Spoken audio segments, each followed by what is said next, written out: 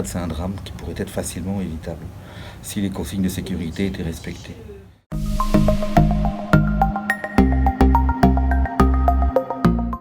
On ne laisse pas un enfant seul dans une piscine ou nager dans un plan d'eau, un étang, un lac. Il faut toujours qu'il soit accompagné d'un adulte et toujours surveillé. On respecte les consignes de sécurité si les baignades sont interdites. On fait attention quand la baignade est terminée, par exemple chez soi, si vous avez une piscine, on remet les dispositifs de sécurité type volet roulant en place. L'abus d'alcool, une alcoolémie positive supérieure à 0,1 g par litre multiplie par 10 les risques de noyade.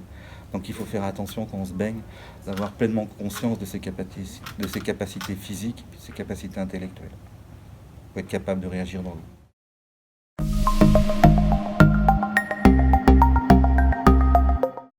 Vous pouvez faire aussi ce qu'on appelle l'hydrocution, c'est-à-dire ce qu'on nomme, nous, une syncope thermodifférentielle, qui pourrait être évitable si vous prenez le soin de vous acclimater dans l'eau, de ne pas plonger bêtement la course de celui qui va aller le plus rapidement à l'eau après s'être doré au soleil pendant plusieurs heures, quoi.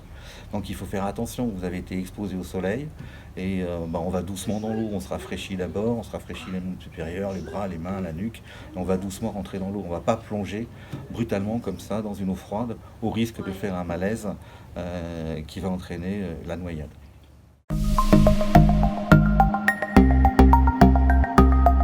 On surveille les enfants, on se rafraîchit avant de se baigner dans une eau froide, on évite de surestimer ses capacités physiques.